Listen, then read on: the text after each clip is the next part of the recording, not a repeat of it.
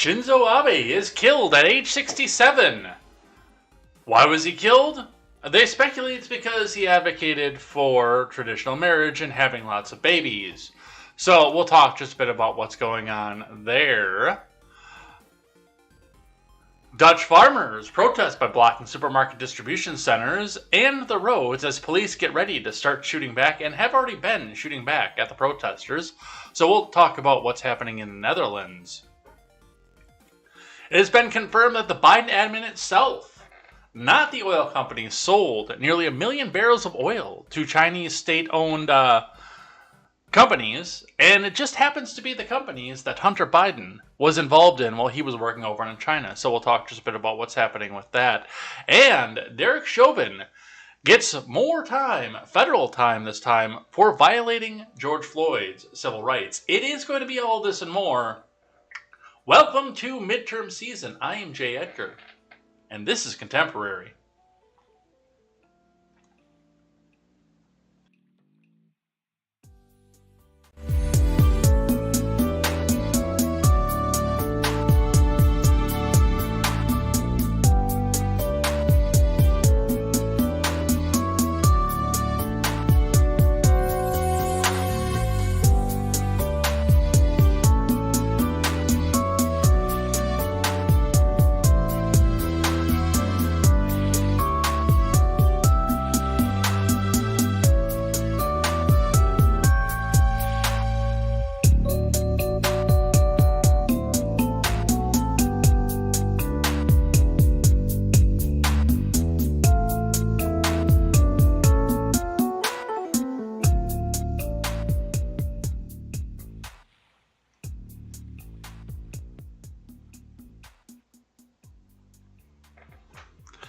Good morning, everybody. Welcome to Contemporary. My name is Jay Edgar, and we have got a fair amount of stuff to go over today. Plus, we'll be going over some of the live chat today. I have taken and recorded the names of everybody who chatted in the live chat throughout the past week, including the people who were here on Monday for Britt and KTZed's Extravaganza, featuring Steve Ignoramus, of course. So we've got that going. I've got the Instagram going today as well, if you guys want to go check that out.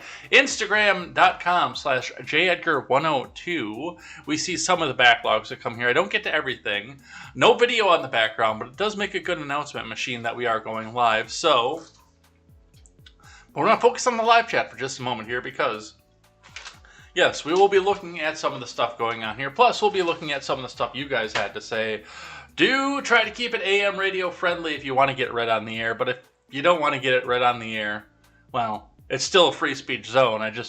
Because of the way that I decided to do things, I do have to temper it a little bit here. So I always appreciate the chats, though. Definitely go and check all those out. Go ahead and get your messages in if you can. If you are listening on the AM radio, of course. No texting and driving. So don't get those messages in, but still a special thank you to everybody who chatted throughout the week, everybody who came and watched the program, and everybody who is going to get read yet here today. So we will stop around 9 o'clock this morning and go and check that out. But we got to get into some of the stuff that's going on here today. So before we do, make sure you guys go check out the Daily Ignoramus, the Breakdown with Birkenhoff, the R-Rated Conservative, and the Porch Boys. Go check out all of those. Go to Twitter, check out Salt by Brit. KTZed is not here. I'm sorry, KTZ is not here. Go check those two out. Daily Ignoramus, Ignormus. A lot of fun accounts to follow. A lot of people with a lot of different points of view, but still can come together to try to move humanity forward in a different direction than what we're going. And I mean, if you look at the polling, the majority of America thinks that this country is going in the wrong direction, definitely. So go and check all that out. It is going to be a great time. Let's get into finance here while we get some people gathering in and coming in to come and hang out with us. Tell a friend, tell 10 friends. We cracked 20 viewers yesterday. I was pretty pumped about that. Let's see if we can't do that a little bit more often here. Tell a few friends. Oh, Joffrey9 is praying that RRC comes back, so apparently he's not broadcasting anymore. Which would explain why I haven't had an alert from the R-Rated Conservative in forever, so. Alright, let's do this. Let's get into it. Alright, starting with the Dow. The Dow spent the majority of the day up yesterday. 31,384.55 for the final close throughout the day yesterday, so looks like a big increase. I guess a lot of the investors are looking at what's coming out of the rate hikes and saying, we can come back and live with this. Meanwhile, the rest of us can't really come back and live with this. And I do have to wonder, at what point do people start cashing in their 401ks to come and get some of that money back out? We were talking about 401ks yesterday. We were actually sitting back and talking about this with some of my coworkers, and the fact that they're wondering if they get any control over what goes into their 401k. And in our system, and I'm not going to obviously say who the employer is, but in our system, no, you do not. So that's something to pay attention to, something to watch, and something to see with that. So we'll continue to watch the Dow and see where that goes. It does look like it is turning down, however. Your Bitcoin has had a rough day just throughout the day yesterday. It's been all the way up to 22.4. It has been all the way down as far as 21,341. Right now, so far, we are at 21,594.50, and do keep in mind this particular chart resets at midnight, so this is just what's happened before the markets open today. Let's open up to 5-day and see. We had a big bounce in the morning, obviously, but it's starting to come back down on the decline. Bitcoin has been holding steady around the 20,000 mark, getting as low as 18.5 and getting up as high as 22.4. So a little bit of a direction, a little bit of a run here. We'll see what happens with that and where that goes. And gas. Guys, your reprieve is here. And somebody in the admin realized, and I mean, this is going to be a lot like, come on, why are my numbers down? Why can't I get anybody to give me a Congress and a Senate anymore? Oh, it's gas prices. They're too high. Let's bring those down. Whatever we take, drill baby drill. Now, we're not doing drill baby drill over here just yet, and that's part of the reason that we're not seeing 289, 259, 189, or hell, 99 cents like we saw in 2020. But we are getting, the Saudis are turning everything back up right now, so it does look like we're getting some sort of reprieve because, again, somebody in the admin looked up and said, we are going to get spanked in the midterms. I mean, we're going to get spanked in the midterms anyway, unless we bring the fuel prices down, because what's tied to fuel prices? Your food, your consumer goods, the cars that get transported. The fuel itself is tied to the fuel prices, because it costs fuel to get that fuel to other places. But not only that, if we go down into the lower echelons of society, the service workers, the people who are on the tourism industry, the campgrounds, the campers, when you come back up there and realize that they can't go to work because nobody's going to these places again because they can't afford to, and the ones that can afford to are, they're going back and doing it no matter what, but a lot of people in the lower middle class, which is what I have somehow got myself back down to, are looking at that big trailer that they have sitting outside and saying, man, I can't hook my truck to that and go anywhere. Kids, we're having a staycation. But looking at the fuel prices, the race in Sun Prairie is to $4.09. The Woodman's in Sun Prairie is also to $4.09. The Woodman's in Madison proper is at $4.09. Out in Windsor, we see $4.19. In Poynette, $4.22. This is getting further and further north, but we still have, in some of the Madison proper areas, $4.24 as well. So it does look like there's some big reprieve coming in the gas, and the tourism needs to go up because they need to go and fill more low-class jobs. Low-paying jobs, not low-class jobs. That came out very, very wrong. It was only low-class when I was doing those jobs because, look at me. But getting people out there to fill those jobs and be able to afford to go to work, we'll see what happens with that, and we'll see if this is enough to save them in the midterms. I already know that, like some of the people, well, praise Biden because we've had gas go down every day for the past 3 weeks. It's still about $4 a gallon, dude.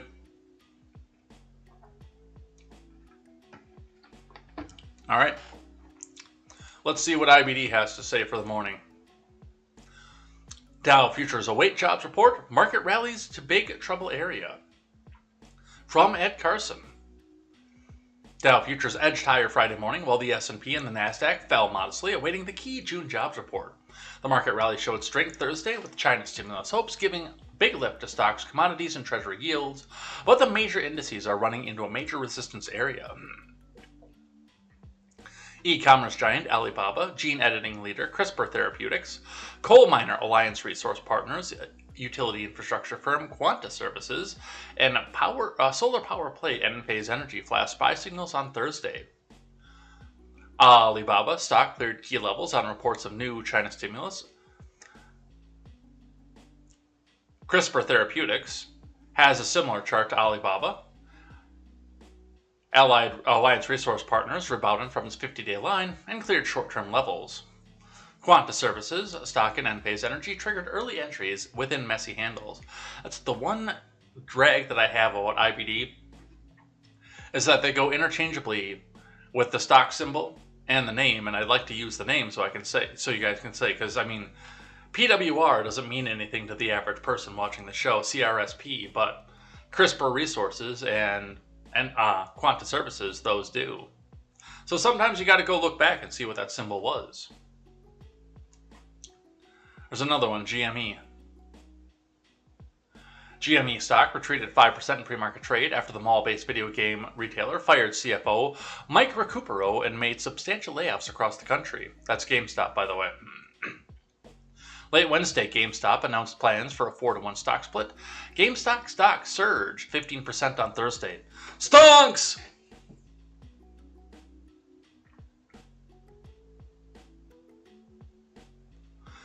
Twitter stock sank 4% overnight, just above 37, on reports that Tesla CEO Elon Musk's Twitter deal is in serious jeopardy. Twitter reiterated Thursday that it stands by its estimate that 5% of accounts are bots, but Musk apparently isn't satisfied. He's also reportedly struggling to line up financing for the $44 billion, $54.20 a share deal. Musk may want to exit the deal or pay a much lower price, but has few legal options, according to experts. Well, here's reality. If you're going to, take it private and take the advertiser model off of it, sure, you can come back out and get the cash. The people who are financing, though, are probably looking at this and saying, well, we're going to have our name to this, and what are people going to come back and do? The bots thing, that makes this difficult in anybody's world, even if you're trying to go back and make a profit off of something. If you have a service out there, whether it be subscription, whether it be paywall, or whether it be advertiser-based.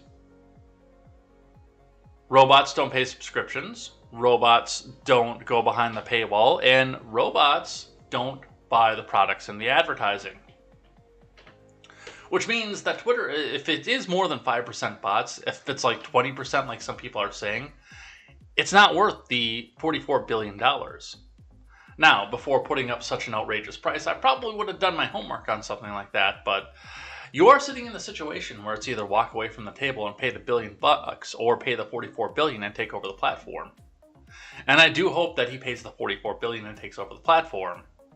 But I do at some points think that this was a big part to come back out here and expose the fact that this was so botted in the favor of certain political entities. They have their finger on the scale. Upstart reported preliminary Q2 revenue at $228 million. Its target for $295 million to $305 million. Shares plunged 16% in extended trade. Upstart stock crashed 56% on May 10th on that prior forecast. Let's see. Let's skip the EV ones here.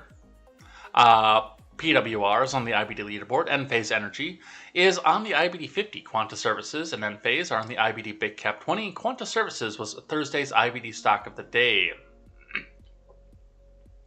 Jobs report. The Labor Department will release the June jobs report at 8:30 a.m. Eastern Time. Economists expect to see non-farm payrolls rise by 270,000 versus May's gains of 390,000 in the season.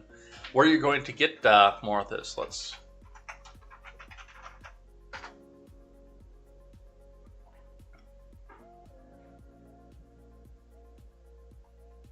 Actually, it looks like it went back up, which means that Twitter is going to be full of insufferable people. Biden saved the economy! 372,000 payrolls added. Do we have the people to fill them? I'm not sure, but we'll see what happens with that. But it is one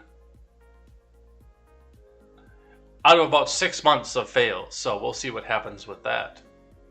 On the futures, Dow rose 0.1% versus fair value. The S&P dipped 0.1%. The Nasdaq retreated 0.4%. The 10-year yield dipped 3 points to 2.98 rather. The 2-year sank 3 points to 3.01. But we're still on the inverted curve. Copper prices slid 2%, giving up much of Thursday's bounce. The June job reports will surely swing the Dow Jones before the open. Remember, overnight action in Dow futures and elsewhere doesn't necessarily translate into actual trading in the next regular stock market session. So it does look like we are going to be up on the jobs report because of that. Because I can't think of any investor that's like, oh, well, let's get some money in here so you can hire some college kid to go back and do your job. But we'll see. We'll continue to watch this and see where this goes. Again, I'm less concerned about seeing the Biden admin fail than I am concerned about seeing the American people succeed. So all this news is good news to me. All right, let's look at yesterday's briefly. Stocks, Wall Street rises as traders temper bets on aggressive rate hikes. Let's see. Weekly jobless claims unexpectedly rise. GameStop stocks gains on a stock split. Samsung results boost chip makers. Wall Street's main indices rose on Thursday on expectations the U.S. Federal Reserve would ease the aggressive pace of interest rate hikes later this year amid growing concerns of a recession. U.S. markets have stabilized in July after a brutal sell-off in the first half against the backdrop of a surge in inflation, the Ukrainian conflict, and the Fed's pivot away from the easy money policy. The benchmark S&P has risen 2.8% so far this month, including session gains, after recording its steepest first-half percentage drop since 1970. Minutes from the central bank's June policy meeting, where Fed raised interest rates by 0.75 of a percentage point, showed on Wednesday a firm restatement of its intent to get prices under control. However, Fed officials acknowledged the risk of the rate increases having a larger than anticipated impact on economic growth and judged that an increase of 50 or 75 basis points would likely be appropriate at the policy meeting in July.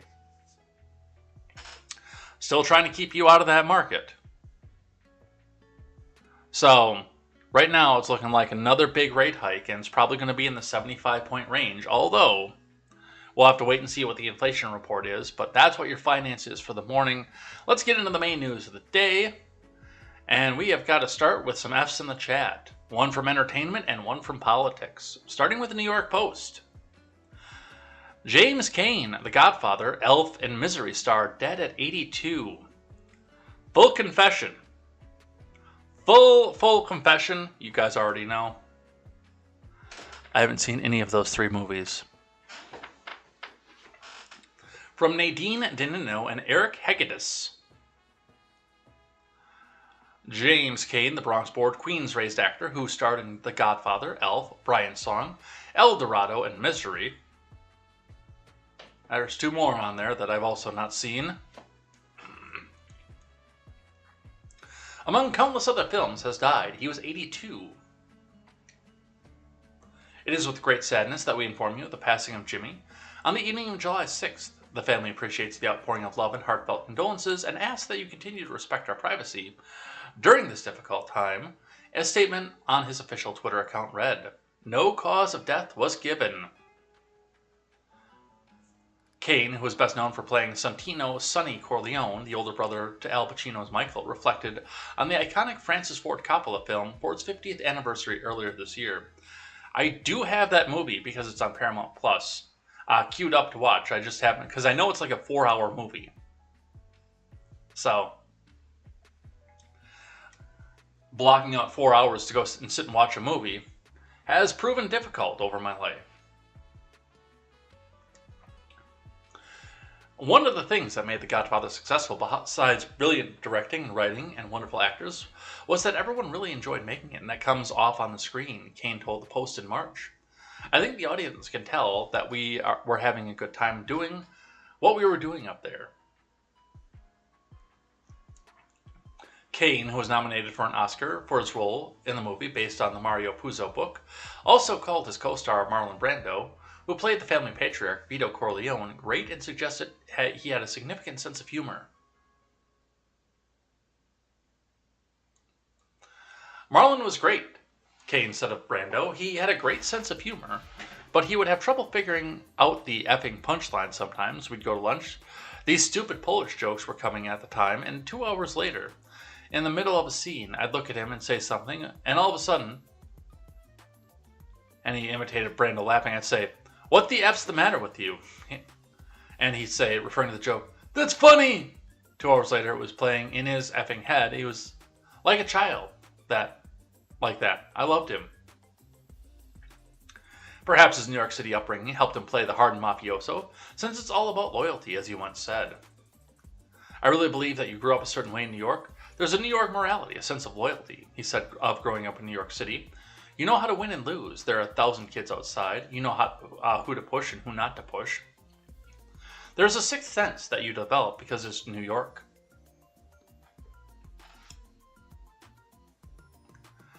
As for Kane, acting wasn't always his dream growing up as the son of a butcher. While attending the Hofstra University, Kane played football and aspired to be a professional player. But Hofstra was where he ended up falling in love with acting after joining the neighborhood playhouse School of the Theater. So,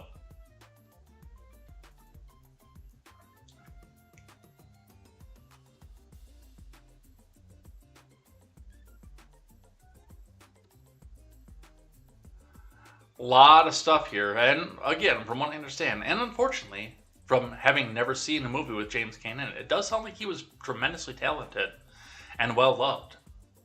So, F's out in the chat for James Cain. Looks like he had a pretty storied career. You're happy to see that kind of thing. And another F in the chat here from CBS. Shinzo Abe, former Prime Minister of Japan, killed at age 67 in shooting attack as he delivered a campaign speech. Shinzo Abe just wanted to have the Japanese go and have a bunch of Japanese babies. From the sounds of it, he was pretty based.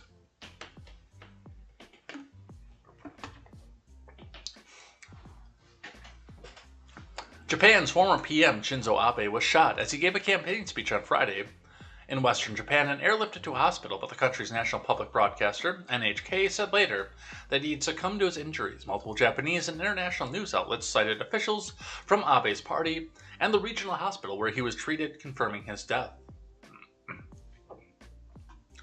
Local fire department official Makoto Morimoto said Abe, I keep wanting to say Abe because, well, I'm American and we had Abe Lincoln, you know, Ron Helton's second favorite politician, drilled into our heads from the time that we were kids.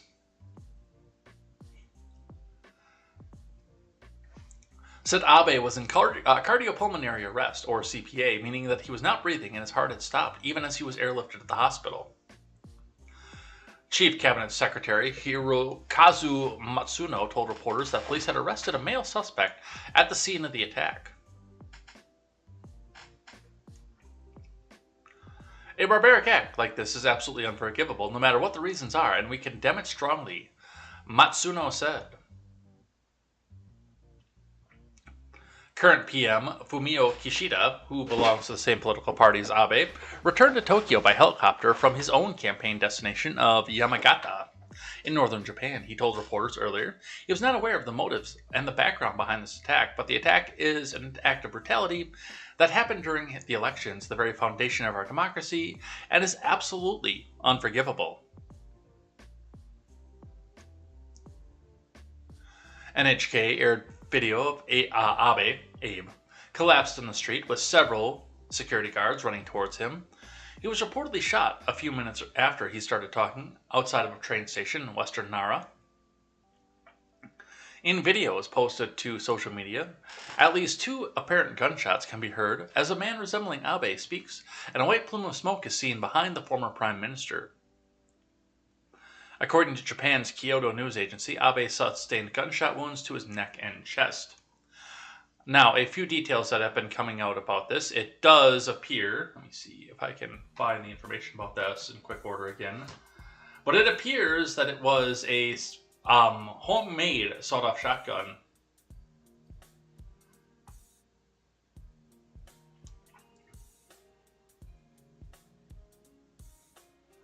Yeah, we got a couple of these I want to look at here.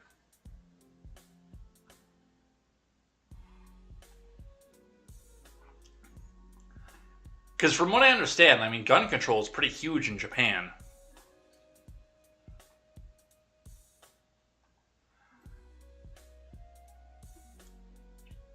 But this is allegedly the shooter, with a pistol grip sawed-off in his hand, and then we've got the thing on the ground, and bizarre, it really just looks like two pieces of pipe stuck to a piece of wood.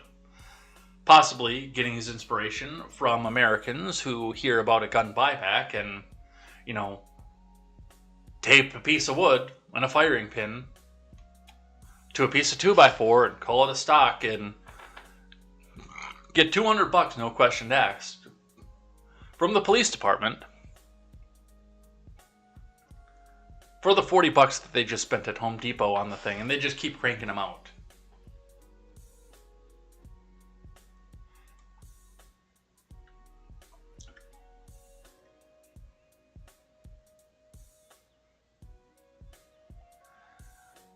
Image of the former PM after he was shot. Sensitive content. Oh, come on, that one wasn't that bad. I mean, you can see a couple of the red spots, but you can't see anything else. Image of the shooter being tackled, shared by Asahi. And some video.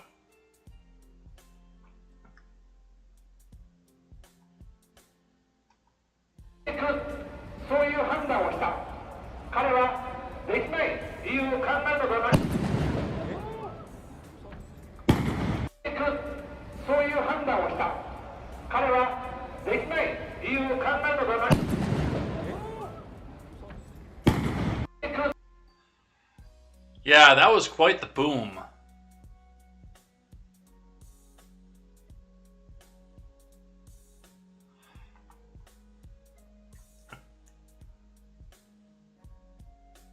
right, a couple more here for this one.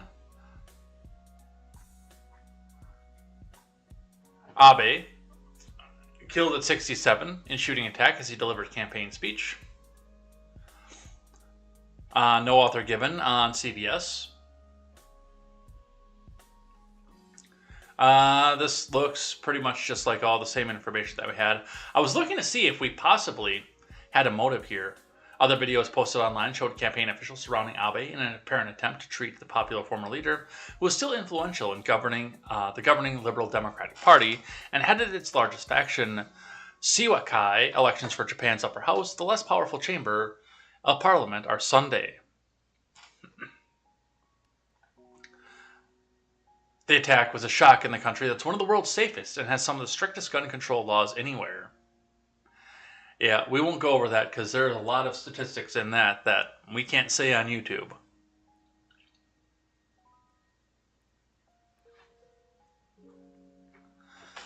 He credited, let's see.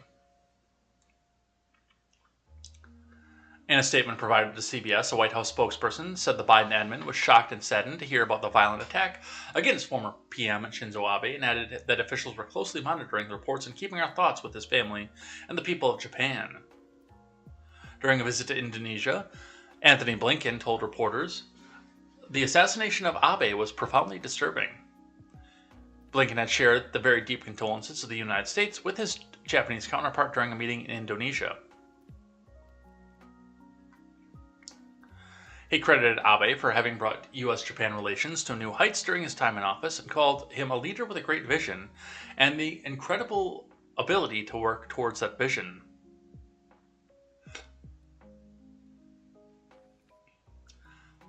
India's Premier Narendra Modi called the slain Japanese politician one of his dearest friends.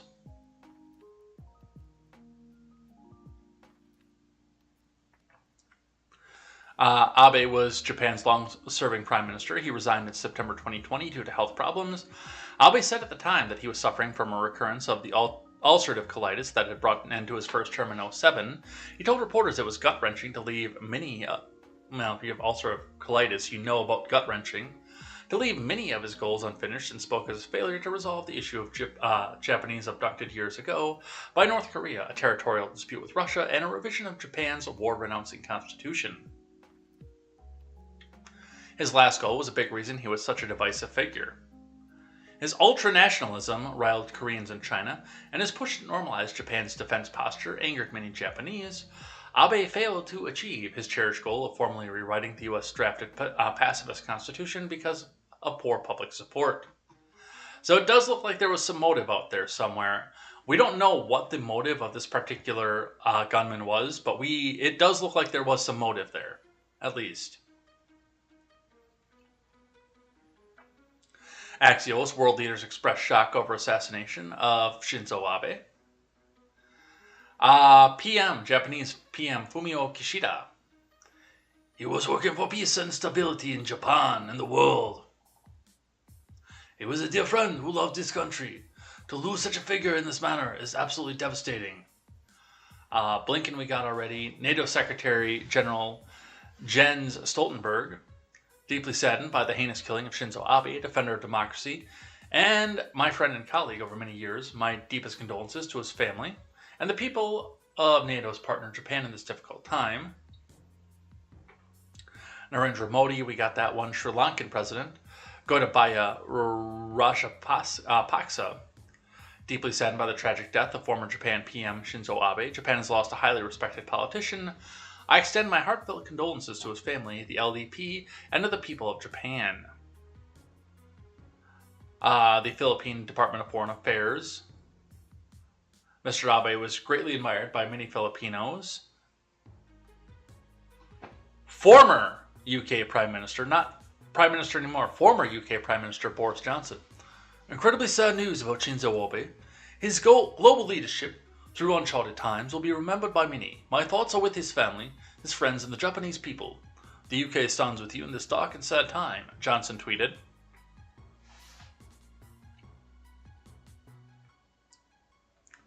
Macron got into it, Schultz got into it. Zelensky got into it. I think I have... No, I have Zelensky and Johnson, but I have Zelensky. We have horrible news of brutal assassination of former Prime Minister of Japan Shinzo Abe. It is Russia's fault.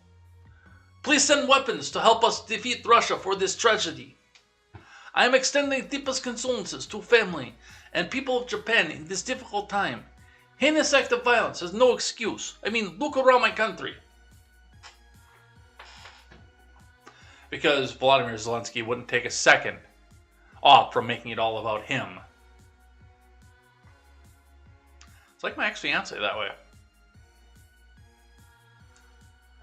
Israel PM Yair Lapid got into it. Mark Rutte, Tayyip Erdogan. Yeah, those are some of the people who decided they need to weigh in on this, which, I mean, condolences as well from here. Let's grab one from Fox News. Trump mourns Japan's Shinzo Abe, a unifier like no other, who cherished his magnificent country. From Timothy H.J. Narazi. Former President Trump issued a statement Friday morning. The death of former PM Shinzo Abe. Isn't Abe, by the way, the one who everybody got up in arms with over the dumping of the fish food? Where if you panned out the camera, you saw that Shinzo was doing the same thing, but everybody zoomed in on the Donald doing it. Is that the same Abe? Trump issued the statement via his proprietary platform, Truth Social, in which he helped praise the late arch-conservative of Japanese politics.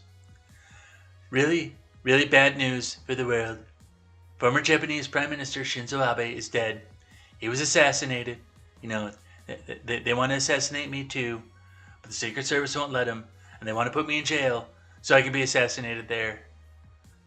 But he was assassinated, his killer was captured, and will hopefully be dealt with swiftly and harshly, Trump wrote. He's the worst, that killer. I know about the worst. He's the worst.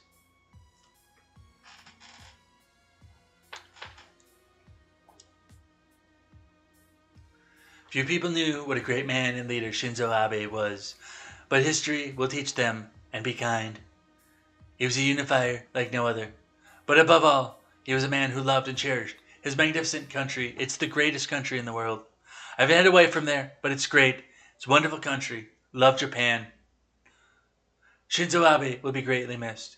There'll never be another like him. Great man. Great man. Okay, I'm telling you. Pray for Quest Fanning.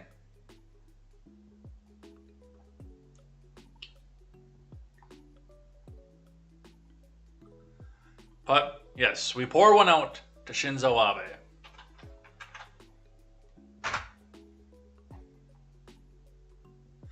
Throw those F's up. Let's talk about Boris Johnson. With the BBC, that actually gives an author. They usually don't. Boris Johnson resignation. A new leader will shift political landscape. From Chris Mason. He climbed high and fell fast. Boris Johnson will be remembered as a convention-smashing, rule-bending, first-name recognition Prime Minister.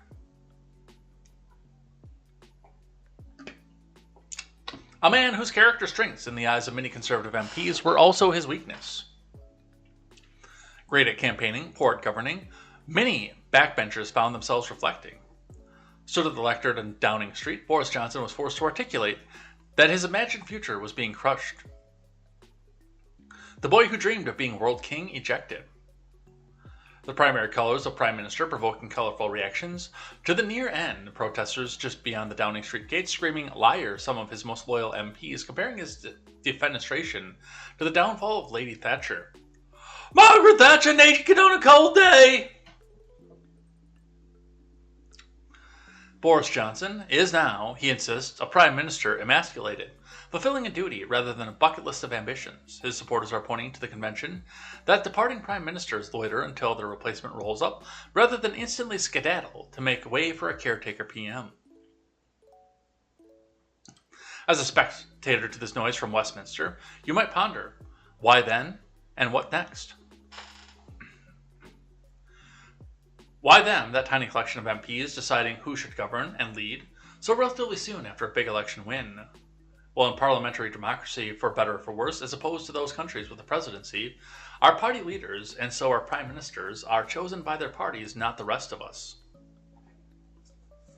It means the thinnest slither of the country will get to decide, oh, that's, how the LP does things. It means the thinnest sliver of the country will get to decide who Boris Johnson's replacement is. The electorate will have the chance to endorse or reject the chosen one, but only at the next election. I've been trying to figure out why it was that he resigned. I know that part of this had to do with the fact that he got caught going out to parties while everybody else was locked down, and he lost the will to govern, or permission to govern, I should say. He lost a lot of that. But as far as what's going on with this and where this goes, I mean, this is turmoil. And this is somebody who was huge into this and huge into the Brexit movement. And I don't know where we go from here, to be completely honest. Excuse me. I noticed there isn't a beep every message from Life to the Max anymore. Zelensky had to weigh in on this, of course, because he's Volodymyr Zelensky. Zelensky hails his friend to Ukraine, Boris Johnson, after his resignation. From the New York Post, Mark Lungariello. So, I don't know what's happening over here in the promoted articles, but I know I usually say earmuffs when the F word has to come from a quote or something, but, if you're watching with the kids, the eyes get covered while I'm scrolling through that area.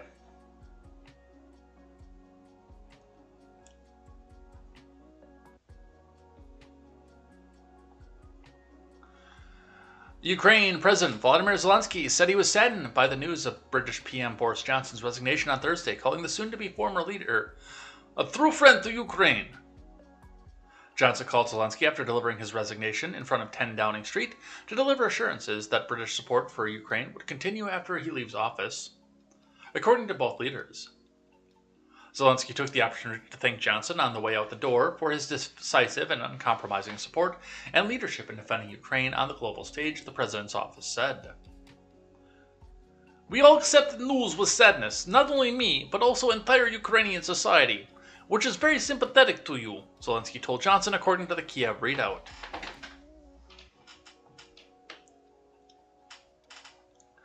My entire office and all Ukrainians, because I speak for all Ukrainians when I say Russia, get out.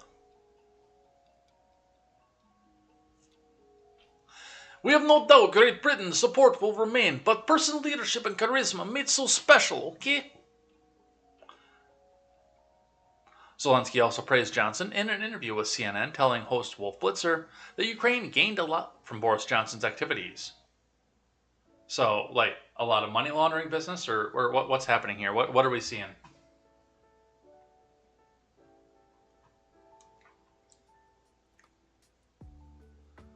What Johnson is doing for Ukraine, he was true friend to Ukraine, Zelensky said, according to the translation. Alright, what else do we have? The internet apparently reacts to memorable line from Johnson's resignation. Let's listen.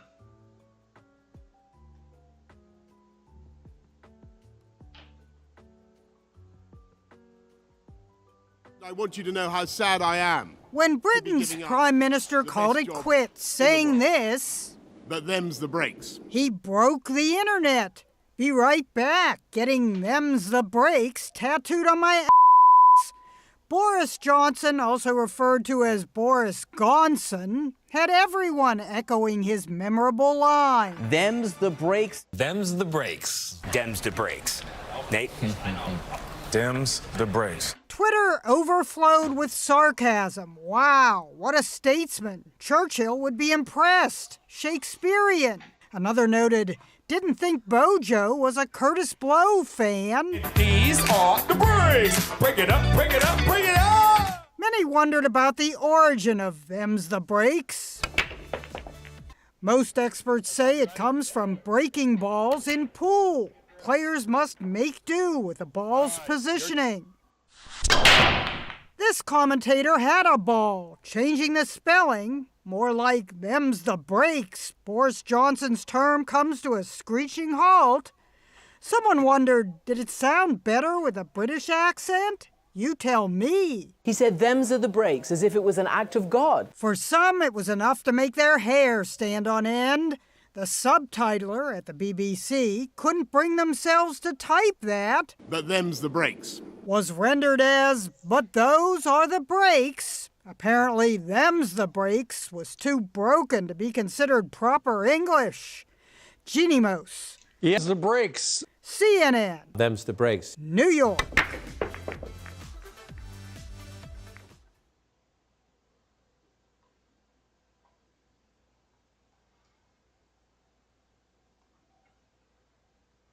We're going to wait for this to load for a second because it's just going to start playing as soon as I start talking. Why Rogan won't have Trump on his podcast. We talked about that a couple days ago. I suppose them's the breaks, though.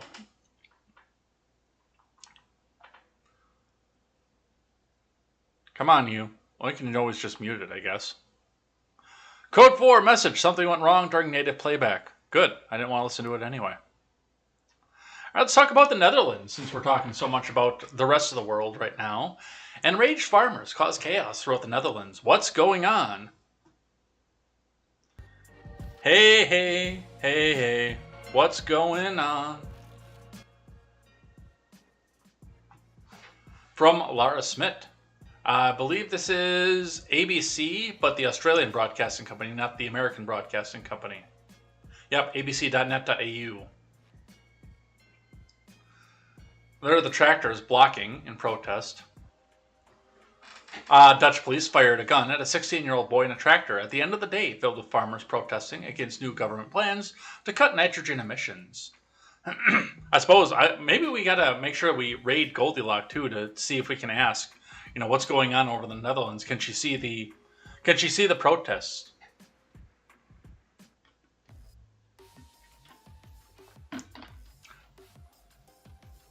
At the end of a day filled with farmers protesting against a new government plan to cut nitrogen emissions. Not long after the incident took place in the province of Friesland, police stopped the young protester and arrested him for attempted manslaughter, claiming he tried to drive his tractor onto police cars. Based. A day after the arrest, footage of the incident went viral.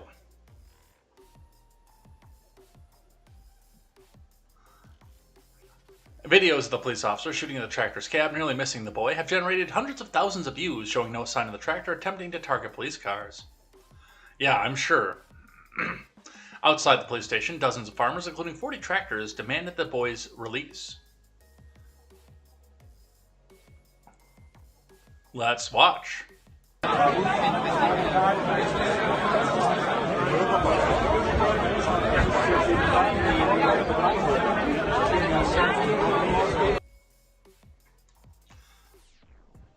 The next day, he was released, and on Thursday it was announced that no further prosecution would be pursued.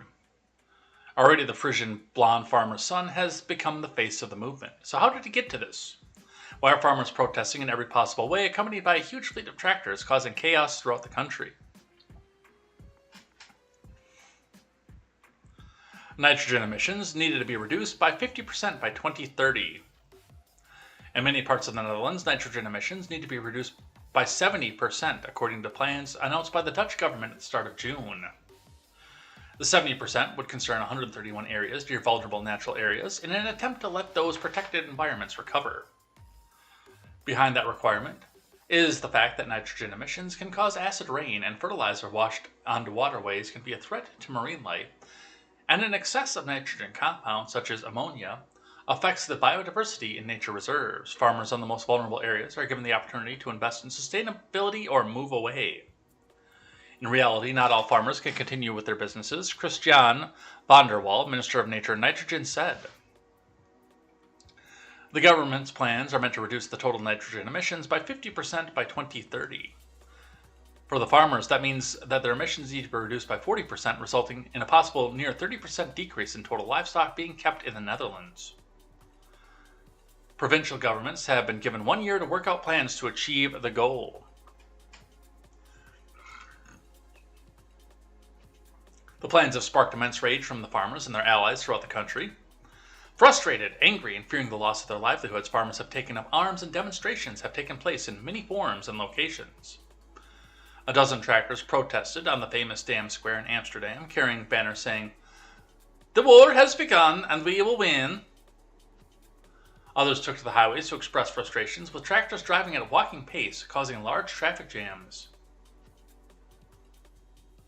There's some more video of this as well. But I mean, we're getting to possibly a preview of what's going to happen over here, because with the Mises people taking over in the LP actually has a winning shot of taking over the country. I would not say that they're up in the big two yet, but they have a shot over this. And, well, if they take over the country and the government, there are going to be constant traffic jams on the interstate everywhere, because you'll never be able to get around all the tanks that are privately owned.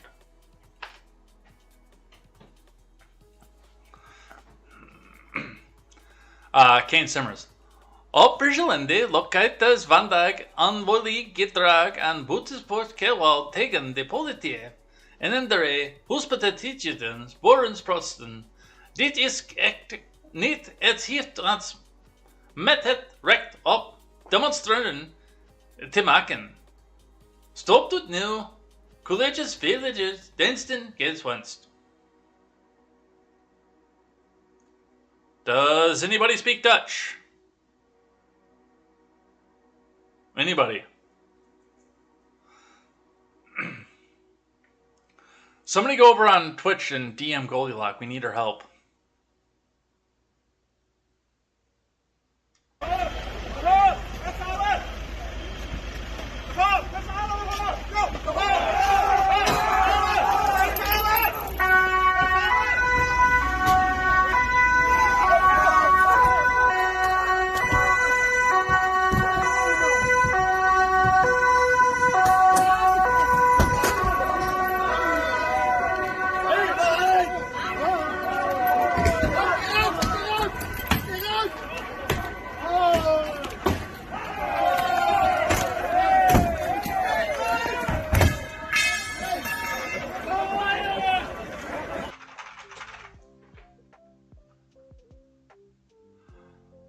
Give me one sec.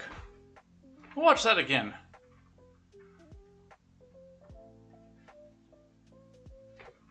God damn it.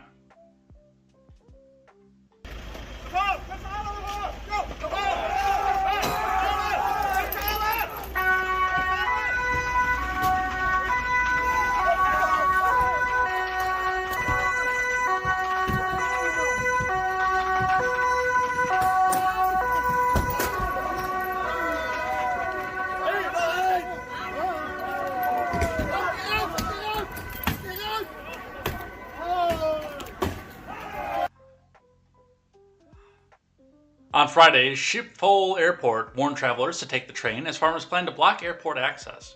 Yeah, they're not just doing airports and stuff like that. They're blocking the stores. There's the stores' empty shelves.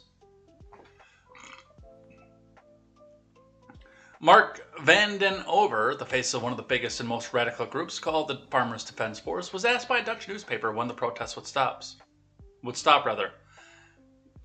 When all this nonsense about nitrogen stops, he said.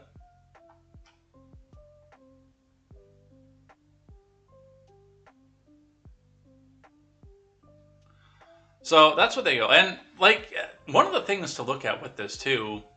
Now I understand emissions and how big of a pain emissions are in the industrial, especially the diesel industry, but also when they're talking about bringing the nitrogen down, because over here we talk about carbon all the time. We've got a pretty good handle on our nitrogen over here. Having worked around the auto and the truck industry for my entire life, I can speak a little bit to that. But once they're coming back and talking about reducing the cattle, I mean, you reduce the 30% of your cattle head, you reduce 30% of your income. And I know a lot of people say that farmers are super rich because they get all this subsidy and everything else. They're not. Most of your farmers like this are operating on a shoestring budget because of government subsidy and government forcing them to reduce stock to make sure that the prices stay without going off into a free fall.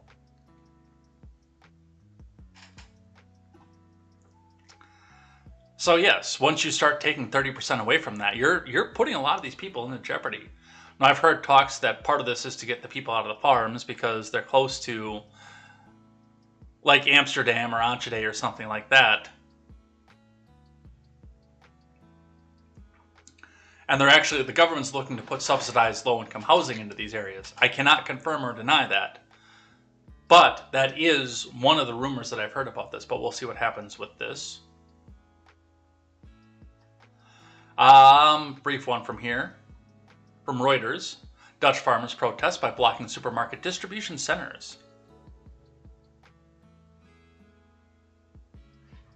Dutch farmers angered by government plans that may require them to use less fertilizer and reduce livestock, began a day of protests in the Netherlands on Monday by blocking supermarket distribution hubs in several cities. Amsterdam's Schiphol Airport and the KLM, the Dutch arm of the Air France, have advised travelers to use public transport rather than cars to reach the airport, as farmers' activist groups said on social media they plan to use tractors to block the roads.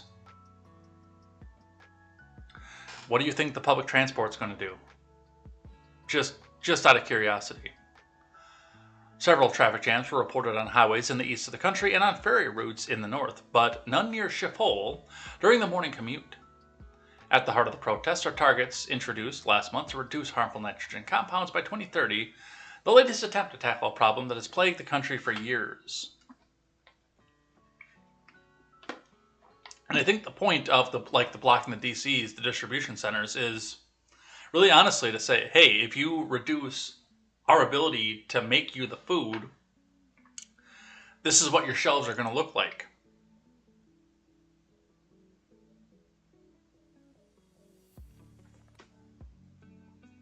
So I'm going to say that this is probably the most effective way to do this. We'll see what happens with that.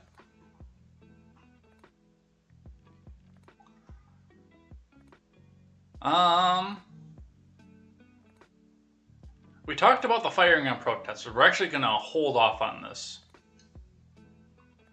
Except for this, Chuck Callisto says breaking report, video footage emerges identifying Dutch police shooting at protesting farmers. The angry American tweets back in reply,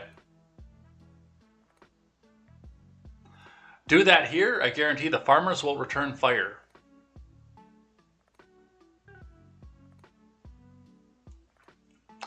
Pimp G tries to blow a hole in this story that the Dutch police have confirmed, by the way. So it's real. What department? The officer must file a physical force report anytime they use deadly force. The officer must state the reason and why they felt deadly force was necessary.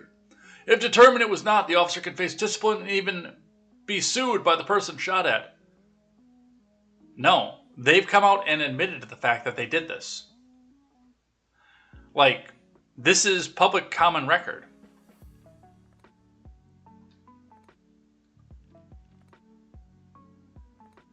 Oh, we've got some breaking news here we'll probably be talking about on Monday. Looks like the Wisconsin Supreme Court has struck down ballot drop boxes in Wisconsin. Huzzah!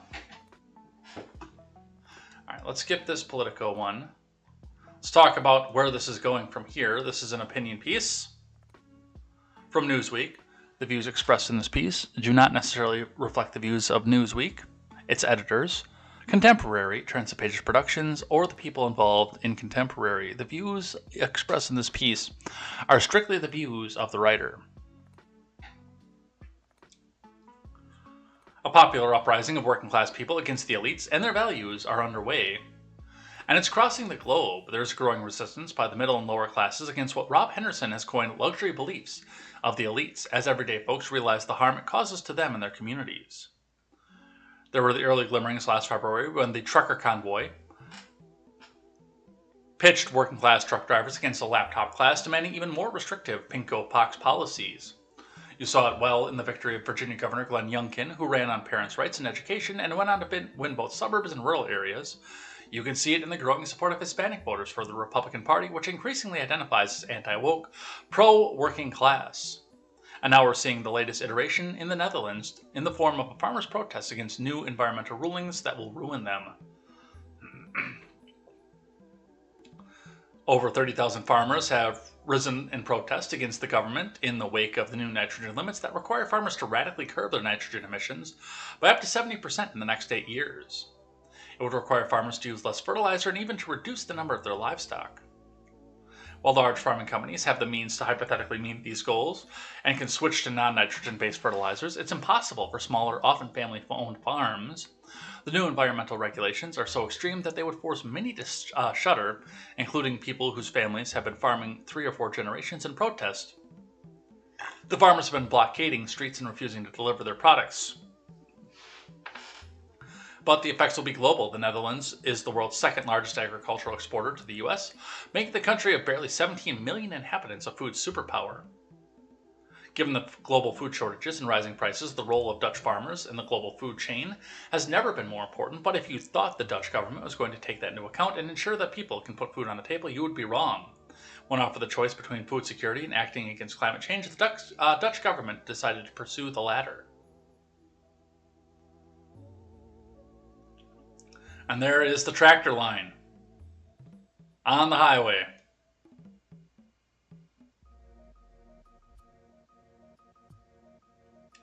And yes, this is going to affect all of Europe, the United States. I mean, we're already coming out and seeing where our prices are rising because of food shortages from various European nations. Because for whatever reason, we can't make it here.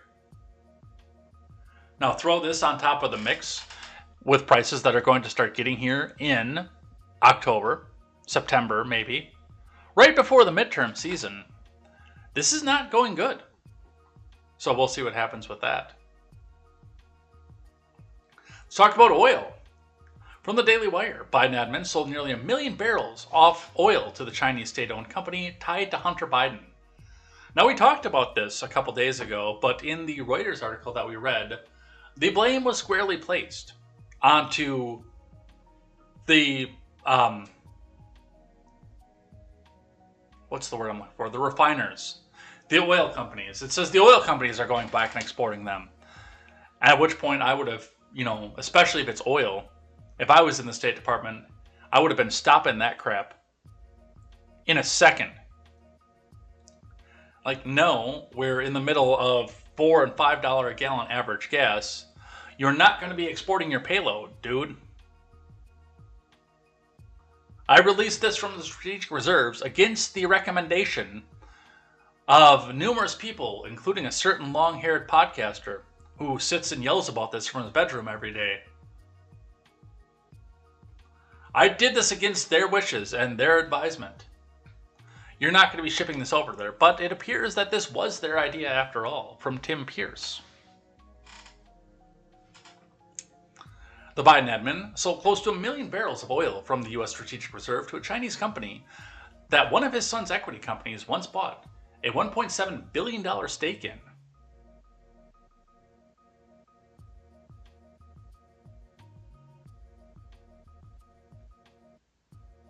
In March, the Energy Department announced that it was releasing 30 million barrels of crude oil from the U.S. Strategic Petroleum Reserve.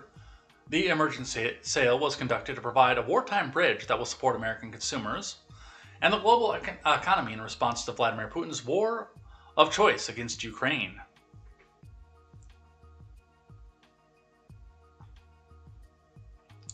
The Energy Department received 126 bids, and the department chose 12 to receive a portion of the offering.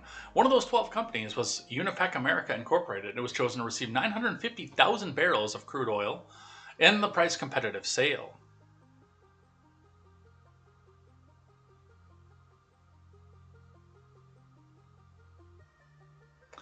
While the sale went largely unnoticed at the time, the Washington Free Beacon pointed out on Thursday that Unipec is a branch of the China Petrochemical Corporation, also known as Sinopec, and controlled by the Chinese government. The revelation comes after a Wednesday Reuters report revealed the Biden admin had recently released 5 million more barrels of crude from the strategic reserve to other countries. China received about 1 million barrels of the latest release.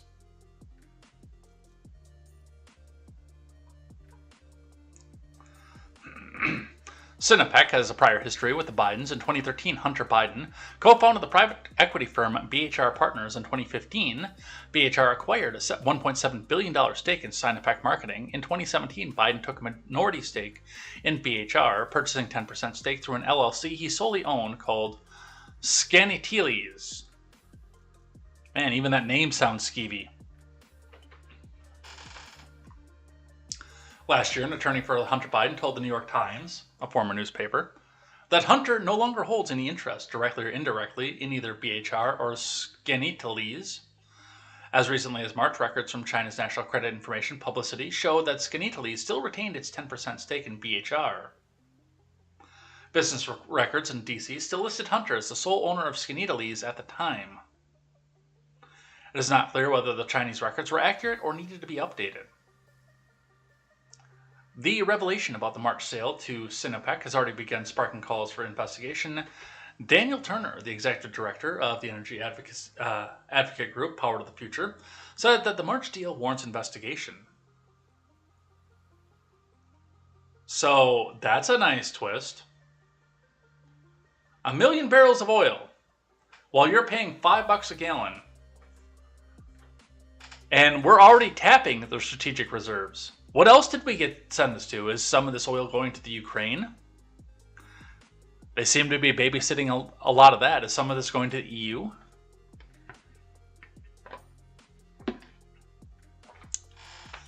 But this is damning. This is impeachment level stuff.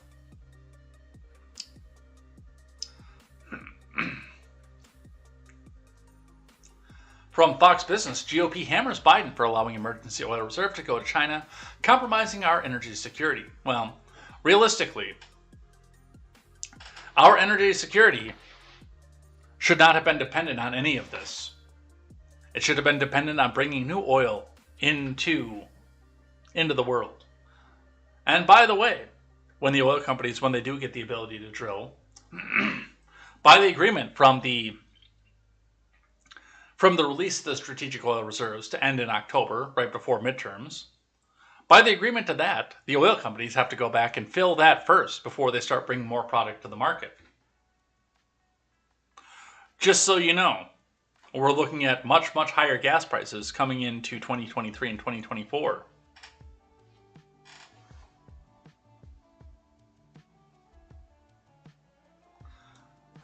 Several GOP lawmakers sharply criticized President Biden on Thursday following reports of emergency U.S. oil being sent to China and other nations. China. More than 5 million barrels of oil released from the strategic reserve have been diverted to European and Asian nations instead of U.S. refiners, Reuters reported on Wednesday. Citing customs data, Biden has ordered the Department of Energy to release a total of about 260 million barrels of oil stored in the SPR over the last 8 months to combat record fuel prices hitting American consumers, and it still failed. The American people deserve answers as to why our emergency reserves are being sent to foreign adversaries like the Chinese Communist Party, compromising our energy security and national security. House Energy and Commerce Committee ranking member Kathy McMorris Rogers told Fox News Digital in a statement. President Biden needs a reminder that our strategic energy reserves are for emergencies, not to cover up bad policies. America needs to flip the switch and increase our capacity to produce and refine the oil here at home, she continued. Now is not the time to be using our strategic stockpile. No, and it wasn't when they first announced it either. That is for an emergency. This was not an emergency. Like McMorris says, or McMorris Rogers says, this was bad policy, and this is the cover-up.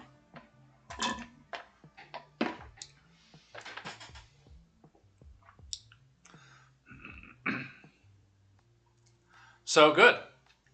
McMorris Rogers and Fred Upton, top Republicans on the panel's Energy Subcommittee, penned a letter to Energy Secretary Jennifer Granholm in early June demanding information about how the admin's SPR policy was emboldening China. The two GOP leaders noted similar reports that China had purchased oil from the U.S. emergency reserves to bolster its own stockpile. Yeah, absolutely. This is there for if the pipeline gets shut down by a hacker, or a hurricane knocks out a pipeline or transport, or takes out the entire trucking fleet, or an earthquake cracks the ability for people to get fuel into Los Angeles. That's what this is there for. Not to cover up, as they said, the bad policy. Benny Johnson tweets out, Senator Ron Johnson demands indictments in Hunter Biden crime family probe after bombshell evidence proves that Joe was in on it. I don't know that he was necessarily in on it yet, just based on what's presented. I believe he could be in on it, but on the hard evidence that's in front of us, I cannot make that determination just yet. But let's hear what Ron Johnson has to say. It's in Congress. Who are these 7%? But that didn't stop Nancy Pelosi from lying in a fundraising email. She was touting fake predictions for congressional candidates in battleground states across America. In fact, the email was so misleading that even far-left former disinformation czar Nina Jankowicz referred to Pelosi's rosy predictions as disinformation. Here now with more is Wisconsin Senator Ron Johnson. Senator, thanks so much for joining us tonight. I mean, it's pretty bad when, Biden's disinformation czar calls this stuff disinformation. I mean, it's really bad. Well, Jason, maybe what Nancy Pelosi really meant, there are 14 incumbent Democrat senators up for re-election. Maybe she was really thinking is if they're lucky, 6 will survive re-election. If this were a sane world and we had an unbiased media, this wouldn't be just a wavy election. This would be a tsunami. I mean, when you have 75, 80, 88% of the American public thinking that we're on the wrong track, and by the way, they are right. They understand that when Joe Biden, as candidate, said he was going to fundamentally transform America, most Americans don't think we need fundamental transformation. We have problems that need to be fixed. But now they're seeing what fundamental transformation looks like. Open borders, a flood of illegal immigrants, a flood of dangerous and deadly drugs, 40-year high inflation, record gasoline prices, rising crime. Jason, this is the year 2022. We don't have enough baby formula to feed our infants in America. This is a disaster. And again, I said this should be a tsunami of the election. But the mainstream media has a great deal of power. They're no longer journalists. They're advocates for the Democrat Party. They're radical leftists themselves. And this still will be a tough contest. All the disinformation that does go out, in places like Nancy Pelosi's emails, one thing. In the last minute or so that I have here with you, though, I got to ask about Hunter Biden, because the places that he's been doing business, we have the new voicemail that's out there, but we have photos, we have emails. You have done yeoman's work. Between you and Senator Grassley, you've been the champions of getting the truth and getting to the bottom of this. Where do you see this going? How do you see this playing out? And what can you do if the Senate is in the majority hands for the Republicans? Well, his laptop continues to provide further evidence of what I would consider criminal activity. His engagement with the international sex trafficking rings, his father's potential financing of his involvement there. What it should be leading to his indictments, my concern, Jason, is that they'll indict, do a plea deal, and part of the plea deal will be to seal all the records. That'd be a travesty. The American public needs to know the truth. But again, the media is complicit in covering up the truth. Yeah, it is amazing that the lack of intellectual curiosity in the media for something that's so obvious and something that is there in black and white. All right, that is my Senator Ron Johnson, who should be finishing out his last term, but instead has chosen to come back and run again. Thank you, Ron Johnson, for that. Let's talk more about the Bidens. The Bidens are taking a victory lap at Joe Biden. Imagine working 40 or 50 years, working hard, doing everything right to provide for your family, man. And your pension goes insolvent through no fault of your own. I did something about it. The Butch-Lewis Act will keep multi-employer plans solvent for decades to come until 2051. Okay, but that doesn't solve retirement for the rest of us, whose 401ks are in the toilet. Furthermore, I mean, there's a big reason that regular pensions are going the way of the dinosaur because they are insolvent at this point. But he's got to come back out and give a statement. And by the way, this for the most part only affects union workers, especially in public sector unions, but also to an extent in private sectors as well. The rest of us, you and me, this doesn't do anything. And part of this is Biden trying to win back the union by giving them free stuff, while the non-unioners continue to take it up the behind.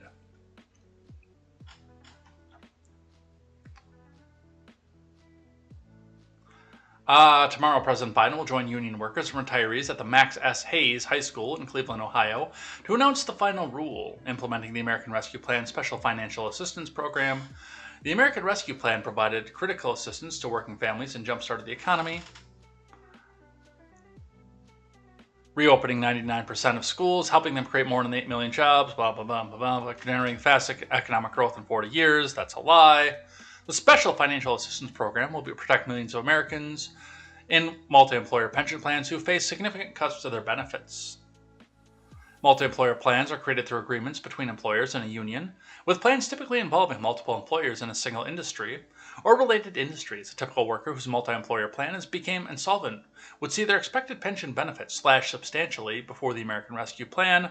Workers and retirees participating in more than 200 multi-employer pension plans face the prospect of not receiving the full benefits they earned and need to support them and their families in retirement.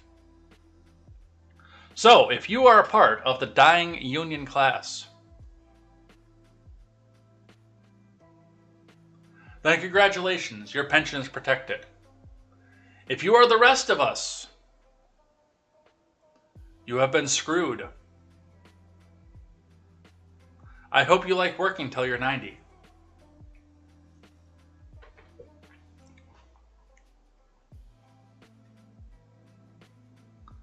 Apparently that didn't archive. That was a Fox News article on this, so we'll probably circle back to that and check into that again. But while we're ahead, let's talk about Highland Park just briefly. You know, there are more people out there that, I mean, they desperately want this to get this little moron to be a Trump supporter. But even NPR, we're going to tell you why you should only vote for communists and Democrats, because we are National Progressive Radio. Even NPR is coming out saying, yeah, this guy doesn't match any ideological or political bent.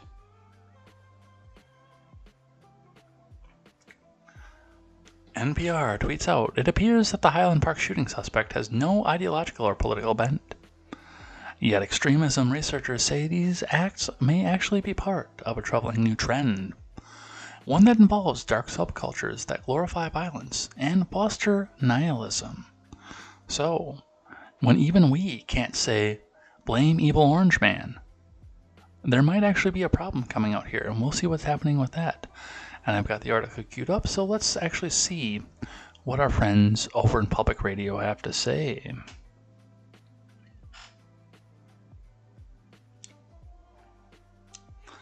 NPR writes, why the Highland Park suspect represents a different kind of violent extremism.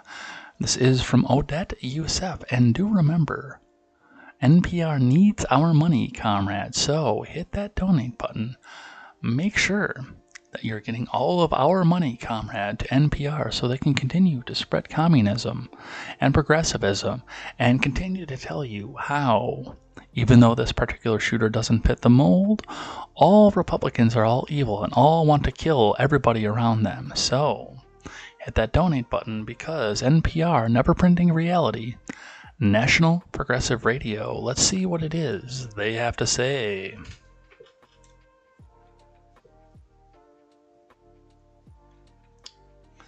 Moments after law enforcement authorities disclosed the name of a person of interest in the deadly shooting at the July 4th parade in Highland Park, extremism researchers, journalists, and some members of the public rushed online because they had to go fill a narrative.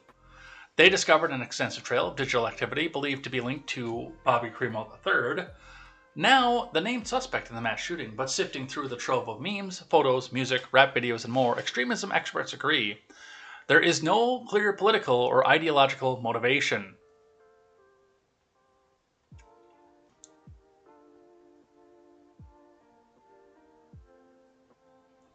Instead, many experts on extremism and technology say the suspect's activity fits with a still emerging profile of a mass shooter.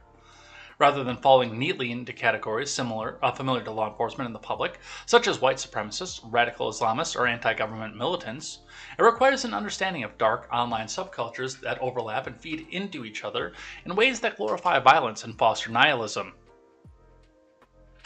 And attract federal agents. Oops, did I say that out loud? Alarmingly, these experts say the online milieus have been tied to an increasing number of mass shootings over time. So is the FBI. Oops! Did I say that out loud?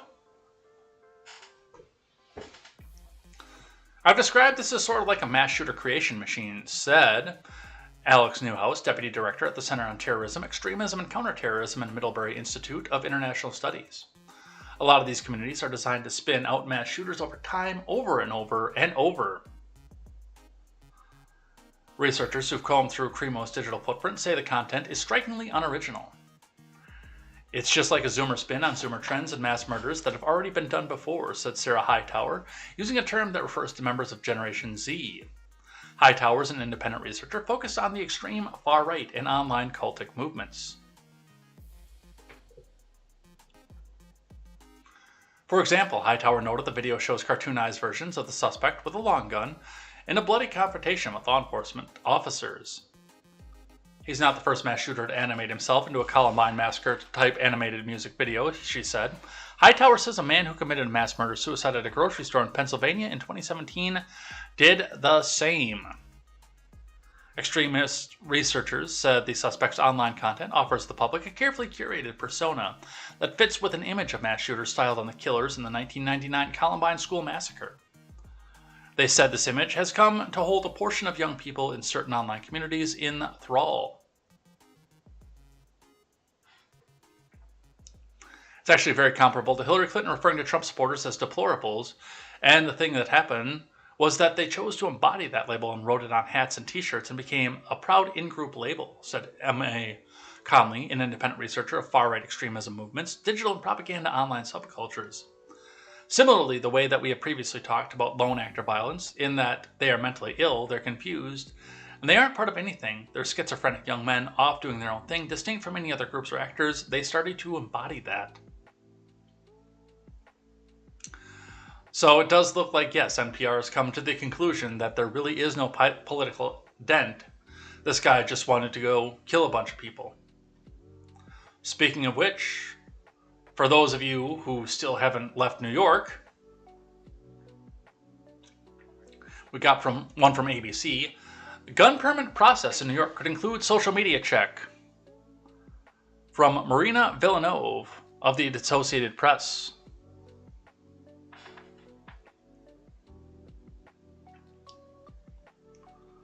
New York would require people applying for a handgun license to turn over a list of their social media accounts so officials could verify their character and conduct under a bill headed towards passage on Friday in the state legislature. Well, that's not going to make it very long. Because that sounds like a violation of the Fourth Amendment. Doesn't that sound like a violation of the Fourth Amendment to you guys? Sounds like one to me. The provision was part of a proposed redesign of the state's firearms licensing laws hammered out by lawmakers after the Supreme Court struck down rules that had severely limited who could get a permit to carry a handgun outside their home. By the way, I cannot confirm or deny this, but I do believe that the National Instant Criminal Background Check already does check your social media. I believe.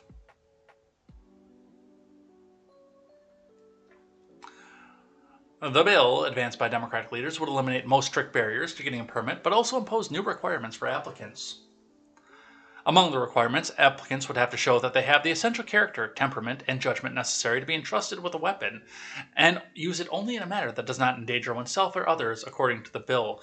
So, how is this different from what they had before? Explain this to me. With the exception of, oh, we don't have to come back and give a good reason. But other than that, how is this different? Oh, we have to make sure that you're a proper kind of person. Well, it's not going to be a good reason anymore, but we still have to make sure you're a proper person to be able to get this permit. And again, the question always comes out of who decides. 75-year-old Vietnam vet that, for whatever reason, still lives in Albany. Hasn't been chased out by the growing urban creep. Decides that he wants to go out and get a handgun. He's got a Twitter account. At Vietnam 66. And on the top is a Make America Great Again flag and the profile banner. And somebody in Albany is like, yeah, no. No criminal record.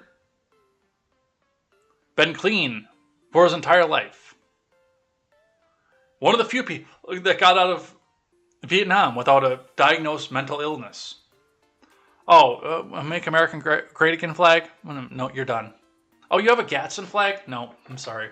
We can't do this.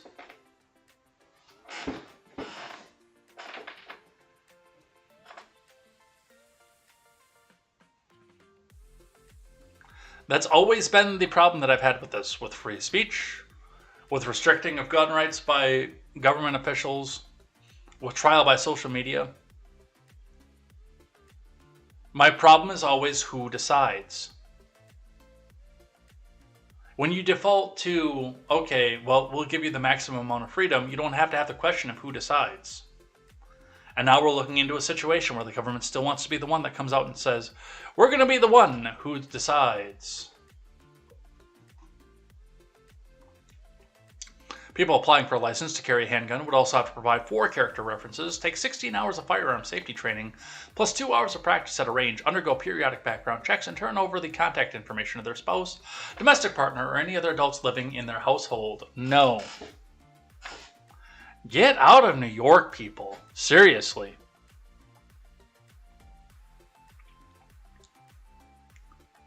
Alright, here's one from WISN out of Milwaukee. Federal judge sentences former Minneapolis officer Derek Chauvin for civil rights violation. That's right, he just got 21 more years. A federal judge on Thursday sentenced Chauvin to 21 years in prison for violating George Floyd's civil rights, telling the former Minneapolis police officer that what he did was simply wrong and offensive. U.S. District Judge Paul Magnuson sharply criticized Chauvin for his actions on May 25, 2020, when he pinned Floyd to the pavement outside a Minneapolis corner store for more than 9 minutes as he lay dying. I noticed that they say that on this one here, they've changed the narrative off this because, well, it appears there's probably an appeal going for the initial murder charge. It's not that he kneeled on his neck and blocked his airway. It's that he pinned him down as he lay dying. So it's telling me something's coming down the pipes here. And it's an appeal that probably might get won, although the news media is not going to cover it. I notice little things like the way they word stuff. I really Don't know why you did what you did, Magnuson said. To put your knee on a person's neck until they expired is simply wrong. Your conduct is wrong and it's offensive. Magnuson, who presided over the federal trial and convictions of the other 3 officers at the scene earlier this year, blamed Chauvin alone for what happened. Chauvin was by far the senior officer on the scene and rebuffed questions from one of the officers about whether Floyd should be turned on his side. You absolutely destroyed the lives of 3 young officers by taking command of the scene, he said. Even so, Magnuson's sentence was at the low end of the 20 to 25 years called forward in the plea agreement, to which he will serve the federal sentence at the same time he serves his 22.5-year sentence on state charges of murder and manslaughter. So it does look like this is concurrent. It doesn't look like this is back-to-back. So see, he'll still be out in 21, I think it is. 22.5.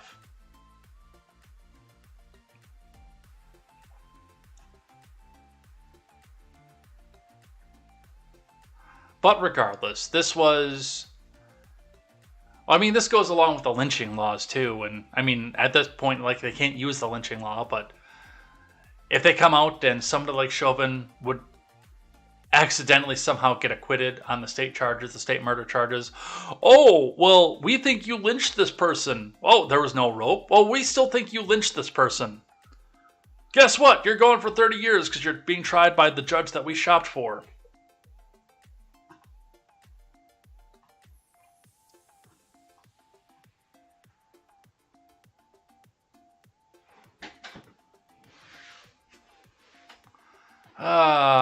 We are running up on the clock. So there are a couple more that I want to get to. We'll skip the Twitter drama for right now. Let's do this one. I know I'm going to do this Blaze one at the end. Elizabeth Warren in the news. Elizabeth Warren. Consumers shouldn't have to keep buying new chargers for different devices.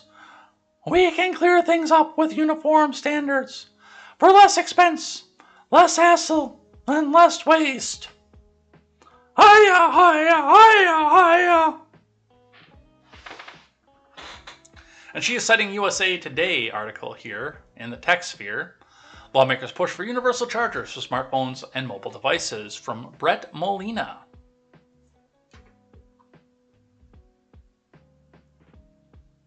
A trio of U.S. senators urging support for a universal charging standard for smartphones and mobile devices after the European Union recently agreed on new rules.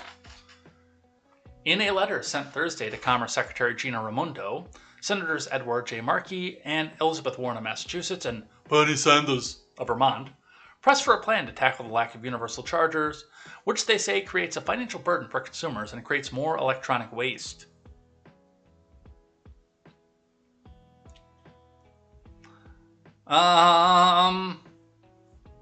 We cannot allow consumer electronics industry to prioritize proprietary and inevitably obsolete charging technology over consumer protection and environmental health, reads an excerpt from the letter. The senators did not specify the type of charging standard commerce officials should consider as part of the plan. Lawmakers cite money spent by consumers on various chargers for different products and waste created when obsolete chargers are tossed out as reasons for pushing to require a universal standard. Well, first off, if you're just tossing your charger, you're a moron. That's copper, dude. Put it in your copper bucket and take it over. Take it to the recycling center. Last week, the EU agreed to rules which will take effect by fall of 2024, which would allow consumers only to use a USB Type-C cable to recharge small and medium-sized portable electronics. I have a problem with this. I have a big problem with this. Now, if we'd have gone out and standardized everything, let's call the smartphone generation the standardized things for things. When we first all started getting Samsung Galaxies and LG, whatever the free phone was from LG, that had the USB Type-B connector on it, or the Apple with the big 21-pin connector that still had on it. If we had still been using those at the time, and they standardized that, we wouldn't have seen the innovations. Now, what have we seen from innovation since then? Number one, my watch is sitting over here. It doesn't have a charging port at all. It literally sits on a magnet. and charges.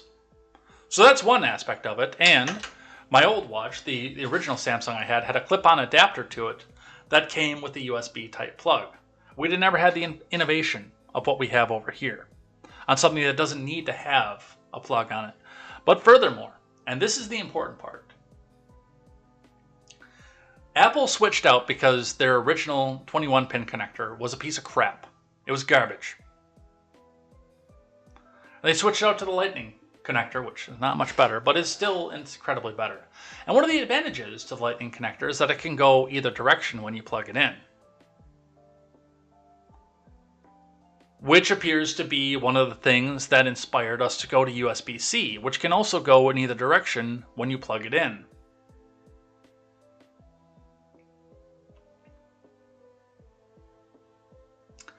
You see, we wouldn't have had these things had we stuck with standardized, because they wouldn't be able to innovate. You know why they wouldn't be able to innovate? Because it's against the law.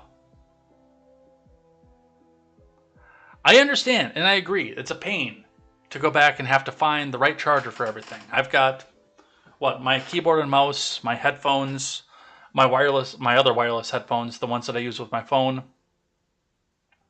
I'll still take the USB-B, and I've also got a tablet over here, an old Galaxy 10.1, or I'm sorry, Tab 10.1, that was pre-Galaxy, but a Tab 10.1 over here that takes the USB-B, and the Z-Force that I use as a prop because it won't take and hold a charge anymore or stay on. The phone that I'm about to sell, my regular Galaxy Note 10, I'll take the USB-C. But yeah, and there are 4 cords in my truck at all times. One's got the magnet for my watch. One's got the USB-B in case I do want to charge headphones or something. And then I've got 2 USB-C, and I've actually got a Lightning in there too for my iPod, which I believe is toast. I believe I fried that. So, but regardless, I understand where it's a pain to go back and get a different cable all the time, but when you put a standard like this, you can't innovate. You can't come up with something new. We can't look at some of the failures of something that USB-C has, and there are problems with it, and go back and make something new.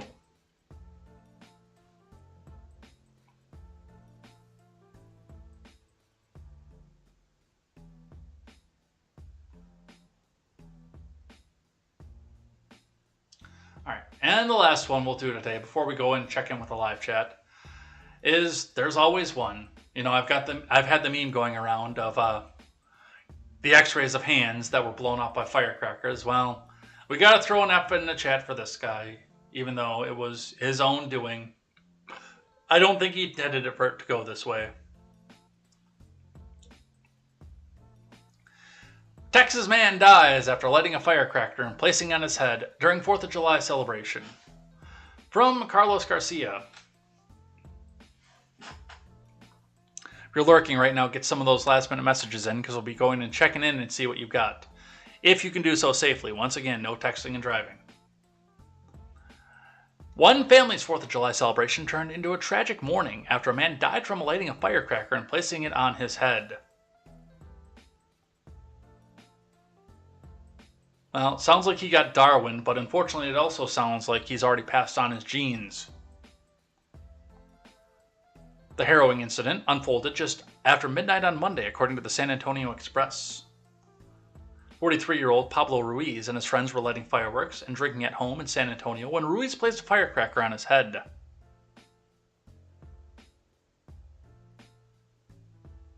The San Antonio department described as a mortar-style firework that instantly pierced Ruiz's skull when it exploded. Yeah, you think?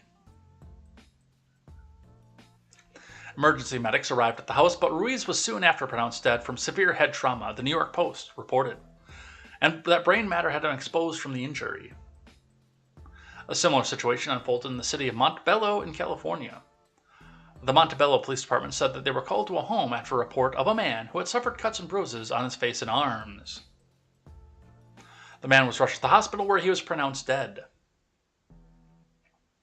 Investigators say the man was likely injured because of illegal fireworks, and they identified the firecracker that injured the man as a mortar-like firework.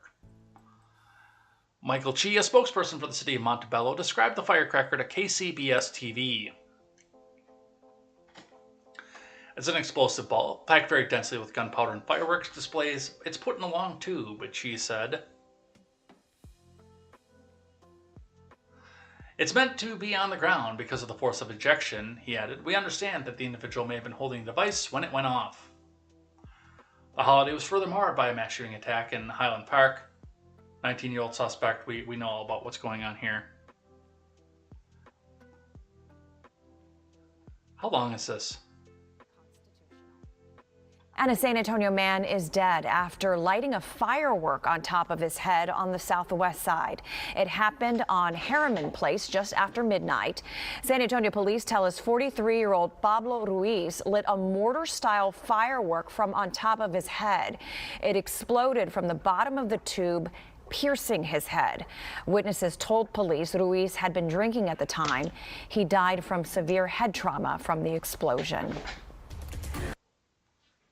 So it sounds to me, and I may have got this wrong, it sounded originally when I started off that he just put the firework on his head willy-nilly and lit it off and said, hey, look what I can do.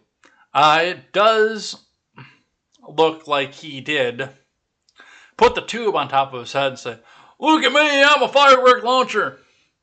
Although with a name like Ruiz, it's probably not the accent that he used. And because the thing pushes out so much force, I mean, you see how fast these things go up. It shot through the cheap plastic bottom of the tube. And by the way, the plastic bottoms on these things are not super high quality, which is why they're meant to be run on the ground. They tell you not even to put it on a table, although a lot of people do. Put it on concrete if you can, because with that much force coming out of the bottom of the thing, and that cheap of plastic on the bottom, because they're trying to keep the cost down and pack as many of them as cheaply into a box as they can, you could die. Don't hold the mortar tube in your hand. Don't hold it on the top of your head. And don't look down the barrel. All right, let's check in with the live chat and see what you guys are doing.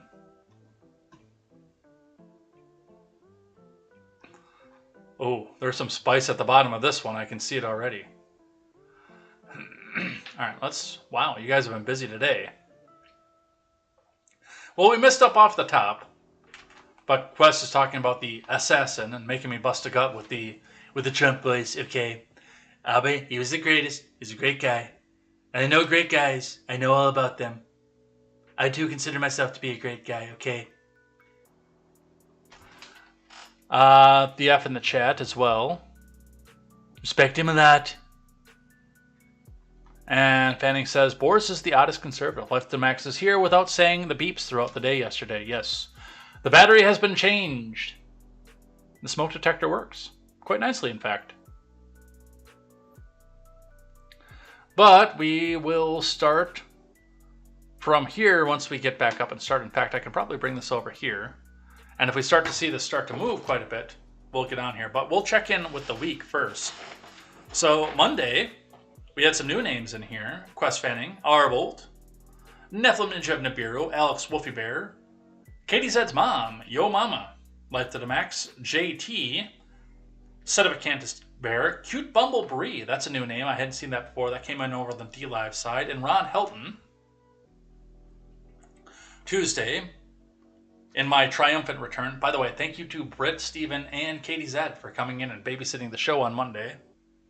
On Tuesday, Quest Fanning, Randy Crush Saga, Ron Helton, Arvolt, Life to the Max, A Gaines P, KTZed, 80s Kid, Chilaga 1984.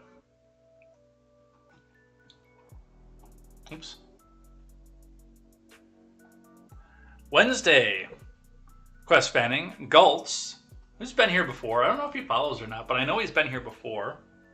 Randy Crush Saga. Ben Wild came back and joined us, told us about the concealed carry laws being restricted in Maryland, and then we talked about him yesterday. A Gaines P, Ron Helton, Harvey McLeod joined us, Arvolt, Chilaga 1984. Yesterday, slightly busier day, which we always love here, including people commenting on the beep the beep, the beep from my smoke detector battery dying. It has been fixed. Yesterday we had Life to the Max, Set of a Cantus Bear, Randy Crush Saga, Quest Fanning, Arvolt 24, Horatius, Ron Helton, Mr. Scott came back. I haven't seen him for a while. Vampire Hunter D and A Gaines P. What do we got today? How are we going to get kicked off YouTube today? Alright, Life to the Max. Both beeps have been silenced. But that was fun. Yeah, not when you're trying to sleep through it at 2 o'clock in the morning.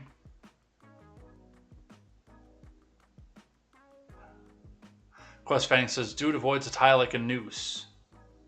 Them's the breaks.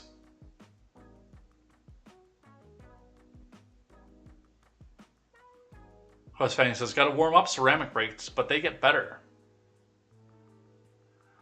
Jupac Shalom, good morning, Edheads, which I feel like when somebody comes in saying Edheads, that this is somebody that we know before, but unfortunately I don't know your username, so thanks for coming and checking us out.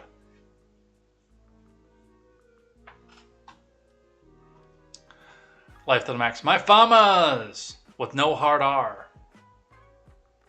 Quest says, so then he's allowed to shoot those pigs back. He was about to throw poop at them, but in manure form, of course.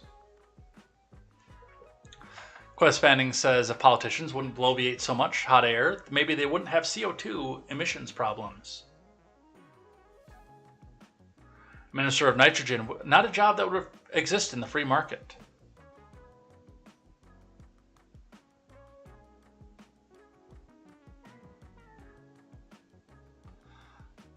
Let's see. Gaines says, I want a fully automatic machine gun for landscaping purposes, but that's nobody's business but mine. Tanks for all.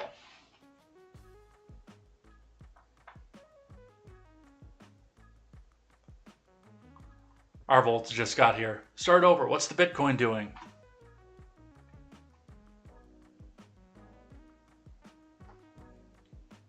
Harvey McLeod is here. The Dutch aren't taking the she.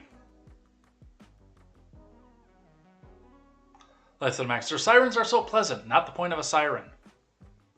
No, the original sirens were quite pleasant. That's why the sailors wrecked their boats trying to go back in and hear them.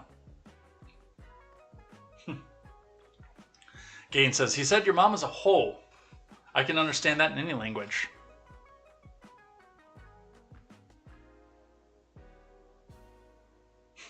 Life to the Max. They aren't armed, they're footed. We're watching Thor, Love and Thunder. I have to catch up on a lot more Thor movies before I get to the gayest Thor ever. Natalie Portman is so proud.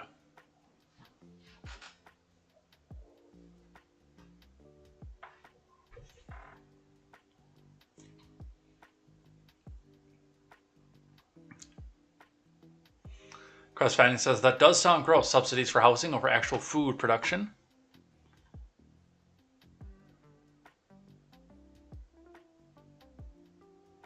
Honk, honk. I'm not allowed to say honk. I say it all the time. Shalom says there's a page I follow on Facebook that made posts about this protest, and PolitiFact commented on it about being false information.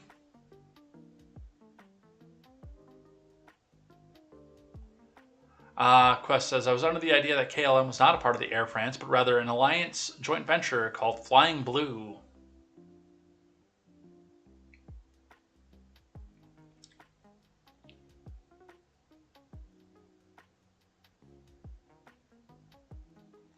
Shalom says, Kentucky Supreme Court can get bent. They ruled a few days ago to continue allowing abortion. I didn't know that.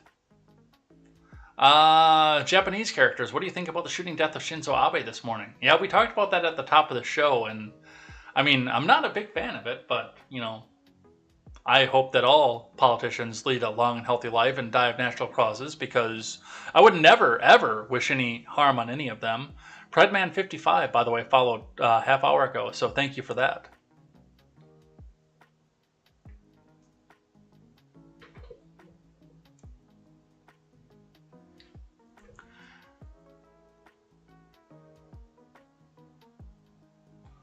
Mansion in Wisconsin.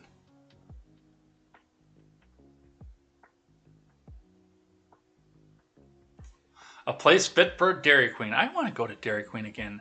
I have to get back on my diet. I do have to do that.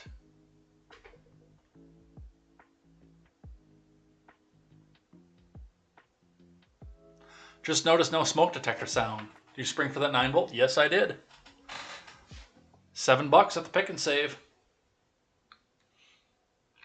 Excuse me. Enormous swollen Ron. That's what we'll have when the uprising comes and takes down... I know he's talking about Ron Johnson, but I know that's what we'll have when the uprising comes and takes down the federal government. An enormous swollen Ron.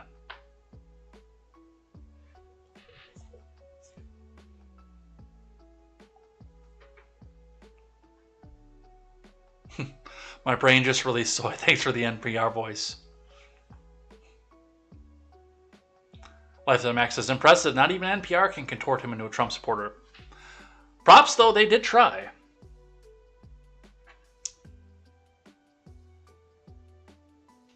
Son of a Kansas Bear is apparently moving for the 3rd time this year. Sounds like a lot.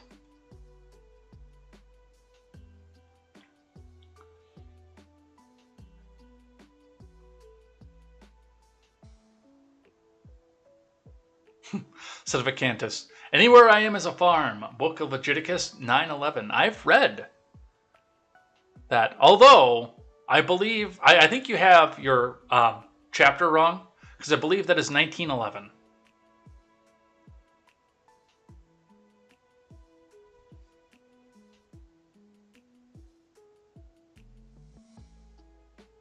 Life of the Max says, Lefty still to blame for setting the stage and making young men or any age men worthless.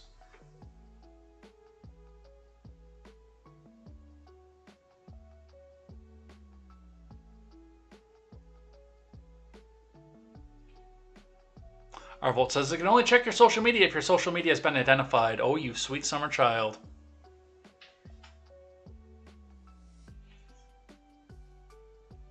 No, they will find you.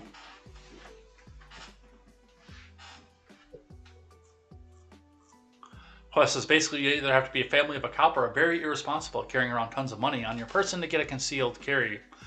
That said, a New York State rifle license is much easier to get. Son of a Cantus says, Derek Chauvin is a Zuckerbot. Also, AI does not give an F about another 21-year power down. Smoking meats.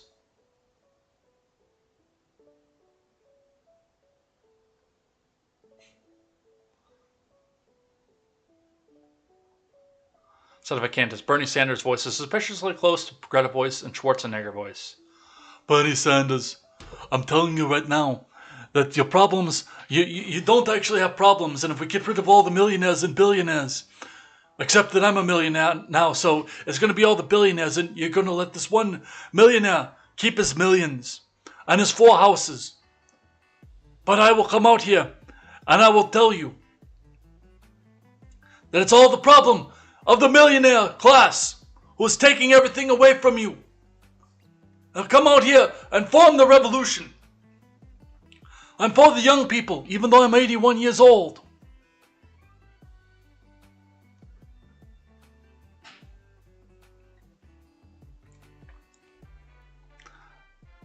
Quest says, how about right to repair instead? That'd be nice. Huh. The charger science is settled, says Son of a Cantus Bear. Also, the Tesla charger is plainly the superior charging standard. Do they use USB-C to charge up a Tesla? I would honestly love to see an inductive charger for a Tesla. I think that'd be cool. Like you back in your garage over the charging pad and it just, your car charges. You don't have to plug it in or anything.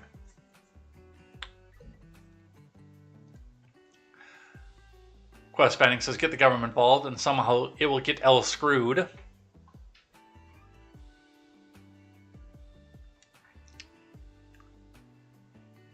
Life of the Max. Final words, beep beep. Pow pow Pablo. Quest Fanning says head, and Sedevacanta says knew the Clintons. Pablo Ruiz, did you have information that would lead to the arrest of Hillary Clinton? What is a man?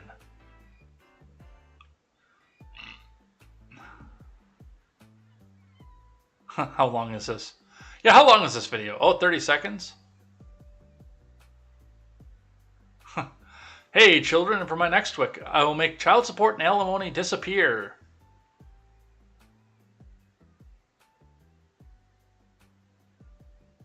Ben Wild is here. Last minute lurker checking in. Godspeed to you, thank you. Shout out to Chilaga. Is Chilaga here? I don't see him. Yeah, Mr. Scott was civil yesterday. When I saw his name pop up, because I didn't, for whatever reason, catch it in the chat, but when I saw his name pop up, I did go back and scroll up in the chat to make sure. Because I didn't realize that he'd been here. It was like right at the beginning.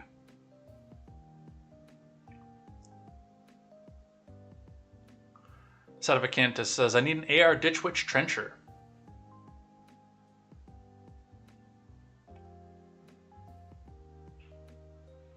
Seven is more than I expect for a 9-volt. Dude, you can get a lithium ion 9-volt, but it's like $25.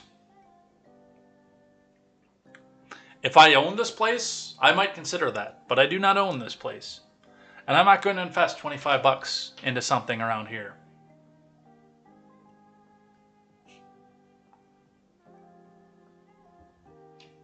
Quest Fanning says 1911 Pew Pew. Dude, I was on Kimber's website yesterday, and there's an Ultra Sapphire 2 1911 chambered at 9mm that I desperately need. You can get it in 45 too, but it's really small for a 45. On the small frame that it, because it's a compact 1911, but on that small frame, it's like $2,000 though. It's the only thing.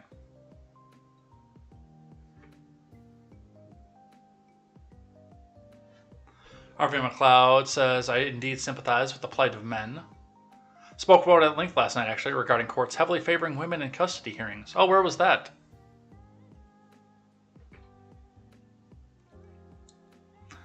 Quest says, I've got a $99 battery pack from Apple that was 80% charge and hangs on plus aligned magnetically. Works great.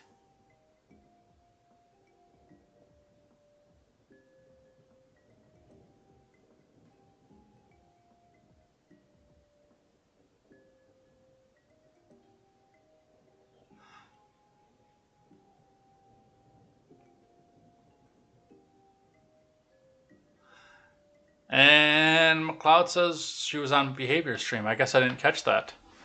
But we're done, I think. I think we're done. Is that everything? That is everything.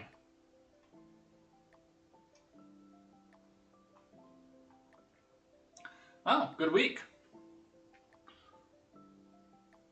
Good week on the personal front, too. Can't really go into a lot of detail about that, but I do feel a lot more self-respect than I've had in a long time. Can't, again, go into too much detail about that, but mostly that's because of timing here, and we've got to head out of here for the day. So let's get the outro and let's go. All right, so thanks everybody for a great week of streams. Thank you to Britt and Steven and KTZed for babysitting the chat on Monday while I was in transit. Definitely go and check out all of them. They're all great people to come. I know that I believe Steven is, I shouldn't say I know, I believe Steven is streaming out daily or occasional Ignoramus today, so definitely go and check that out. That's going to be a great time. He's going to be on shortly after here.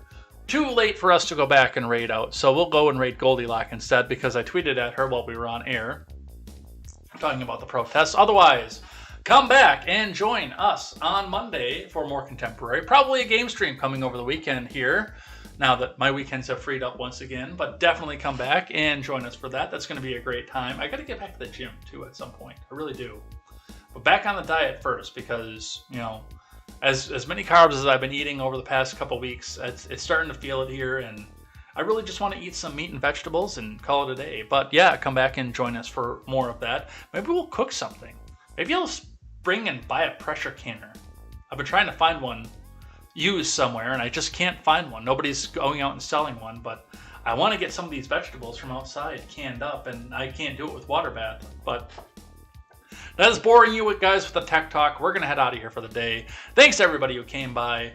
We will see you next time. Stick around if you're on Twitch. And until next time, I am Jay Edgar, and this is Contemporary.